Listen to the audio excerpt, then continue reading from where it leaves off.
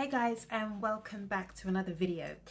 So just popping on because I wanted to talk really quickly about being careful with the words that we speak.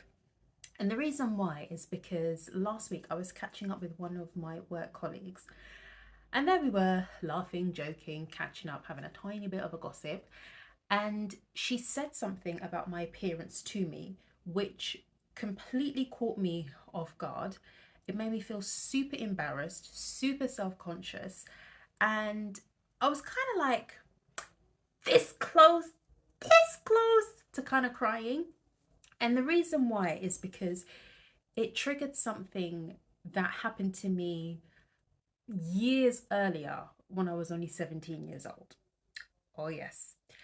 And right now, let's get into a very quick story time. Very quick story time. So, yes, I was 17 years old and I was on the train with my sister and we were heading to Oxford Street for a bit of Christmas shopping. And I was so excited. Not only was I excited, but I'm not even gonna lie, I was probably feeling myself that day. Not because my hair was looking okay, my outfit was looking all right. No. I was feeling myself because I felt I was having a really good skin day. Oh, yeah. And slight segue here. When I was 17, I I did have quite bad skin. It wasn't anything hormonal. Fast forward many years later to now, I now know that when my skin flares up, so when I get rashes, when I get really big, hard under the surface spots, it's because my mental health is not doing so good. Whenever I'm hitting a depressive episode or I'm in the thick of one, and especially when I'm super anxious, my face just goes ta ta ta ta ta ta ta like oh no, it's crazy. Anyway, so this particular day, I thought, yes, we're coming up to Christmas, going to Oxford Street, shopping with my sister, then we're gonna have a bit of lunch, and I felt good. I'm sitting on the train, and there was this woman sitting opposite me, right? She could not take her eyes off me. And you know when you just know somebody's looking at you. And when you first realize, you think to yourself, oh, maybe it's my imagination. You look at them, then you kind of look away just to make sure that you're not crazy.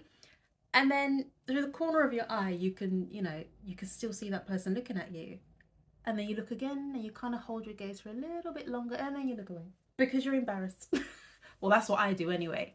So at some point, she didn't break eye contact. Like, she did not care that she was full on laser vision staring at me. And when I say staring at me, I mean she's looking at me like this.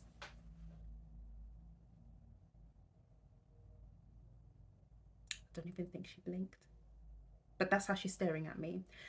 And I was really uncomfortable by this. And obviously I'm 17, well, not obviously, but you know, there I am, 17.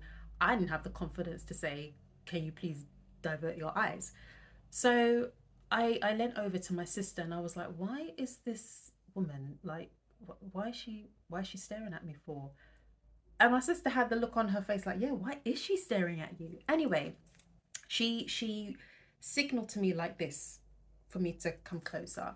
So I came in closer. And then she said to me, oh God, I laugh now. She said to me, she said, in a tone that was accessible for everybody's hearing, if that's even a correct term to use. She said to me, you should get a cloth and you should pour tea tree oil into some water, put the cloth in, and then put it on your face and just dab it on your face, and it will clear all of that up. Pardon me? Me, my 17-year-old self, all right, there I am sitting on the tube. She's given me advice about what I should do to my skin based off of her opinion, so that everybody on our carriage could hear what she was saying. And my confidence was, I mean, I've never been that much of a confident person, but if the top of the confidence scale was here, and when I left my house, I was probably like here, I was now down, all the way down the bottom. And whoever is watching this, you're probably thinking, oh, but she just said something about your face. But it's not just the fact that she says something about my face. I mean, yes, she says something about my face, but it's what it meant to me. Like I said a few minutes ago, when I'm hitting a depressive episode and when I'm extremely anxious, my skin flares up. And no matter how many medications or serums or potions and berries and juices I put on my skin, it doesn't clear it up. The only thing that can clear it up is if I get right with myself in here and up here. Even to this day, I mean, I'll be honest, my skin is not as bad as it used to be, but it's something that happened to me when I was 17 years old, which still stays with me now. Hence the fact when my colleague did say what she said, it was about my skin, and I was coming out of a what would have been a depressive episode, and I had a little bit of a breakout on my skin just up here, and she was like, "Oh, what's wrong with your skin, Jemima? Like, why do you have loads of spots there, woman? If you don't be quiet." And there are many things that people say to other people, and sometimes they don't realize that what they're saying is offensive. They think that what they're saying is benefiting the other person. And truth be told, no, no, usually no, it's not helping. If anything, you're making that person feel even worse about themselves. The thing is, you should always think before you speak. Really and truly, think before you speak. Your words, your comment, your opinion is not warranted if that person hasn't asked for it. And I usually, oh crap, my knuckle there. I usually find as well, when people say things to you, especially when it's of a sensitive matter, sensitive subject, they're not saying it out of genuine love for you or care or respect, regardless if you know the person or not. They're saying it because they actually just don't care. They're saying it and they're asking whatever it is that they're asking because they want to know why, purely because of curiosity, why it is you have that on your face, why it is your marriage didn't work out, why is it you don't have kids, why do you look like that, why are you still single. All these really silly, stupid things that, you know, people ask without actually thinking to themselves, oh, you know what, there's actually a reason why this couple are not having children, and it's not my place to actually ask them. Maybe something, you know, maybe something is going on. And if you do feel this urge, this huge urge to like ask somebody a sensitive question, think before you open your mouth. You know, actually just take a second. Don't even take a second, take a couple of minutes, because that's longer than a second, and ask yourself, okay, how is it going to make this person feel? How is this person going to feel, especially if I don't know that person? How is this person going to feel if I ask them, oh, why is it that you work in the job that you do and you've been in that same position for the past 15 years and you haven't been promoted? You don't know what that person is going through. You don't know if that person has been trying and for whatever reason they haven't been able to be promoted, or maybe they themselves don't want to be promoted. The fact of the matter is, you don't know what people are going through behind closed doors. You only see the outer appearance. It's like that famous, well, yeah, it is a famous saying now. You could be sitting next to anybody on the bus, you can be walking alongside anybody, whether you know that person personally or whether they are a stranger, and you do not know what they are going through privately. your insensitive comment can really trigger that person. And words have meaning, words hold power. We know this. And if you don't know it, now you know it. Words have meaning and they have power. And when you say your insensitive comment or you ask a really insensitive question, you don't know how that has made that person feel. So when they're away from you, they could be crying. You could also make them hit or trigger off a depressive episode. You just don't know. The fact of the matter is, you don't know what somebody is actually going through privately.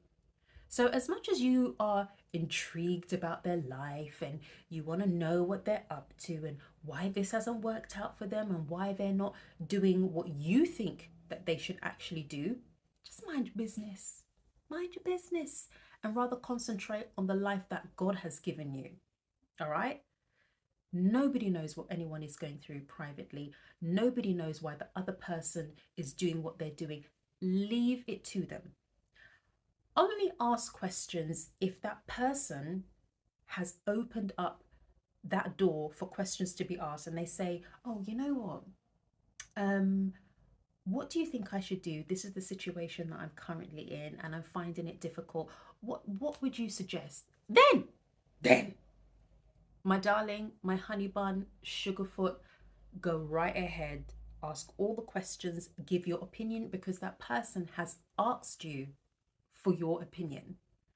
But if they haven't, and you know that the question that you're about to ask or the comment that you are about to make is going to potentially hurt them, just don't ask. Because the second you have that feeling inside that that comment is going to hurt somebody, then you should know not to say that comment. So guys, that is all I wanted to come up here and say. I don't want anyone to kind of think that, oh, somebody mentioned something about your skin. That's so trivial. To you, it's trivial. But when you have your skin and the problems with your skin is linked to your mental health and your emotions, yes, it does trigger you. It does trigger you. And high five, boom, to the people out there who are also like me, who, you know, have problems when emotionally they're not doing well. They also have problems in their skin. You know what? When I'm uber anxious, my hair also falls out. Yeah, it actually falls out. You know what? I'm going to put up some photos and I'm going to show you just how bad my skin can actually get. And when I hit that peak of, you know what, I just hit that peak where I can't see anything positive ahead of me, then I start to scratch because I feel my skin itching. And I'm going to put some photos up so you can actually see. But anyway, I don't want this video to be too long. I just wanted to pop on here just to say to, you know, those of you who are watching, please be mindful with the words that you speak. It's not every question that has to be asked, and it's not every comment that has to be made. Please, please, please think before you actually speak. Think about how this person is going to feel if you ask this question. And only engage in a conversation with somebody once they have invited you in and they have asked you a question by saying, oh, so and so, what do you think about this? Please be mindful with your words. Regardless of whether you know the person or not, be mindful. And just a last point, even if you do know that person, say if it's your sibling, your mum, your cousin, second cousin twice removed, I don't know, husband, wife, whoever, okay? Don't think, oh, well, because we're blood related and because I know this person, that gives me the right to ask and to say anything to them. It doesn't. It really doesn't. Don't do that. Don't do that. Have the same love, have the same respect for all people, regardless of whether you know them or not. Anyway, guys, I don't know, I hope you got a little something from this video. As always, if you do want to see more content from me, more encouraging little videos and stuff, you can follow me on my Instagram page. I'll put my link here, or my Instagram handle just here. Take care, guys, and I will see you on the next video. Bye.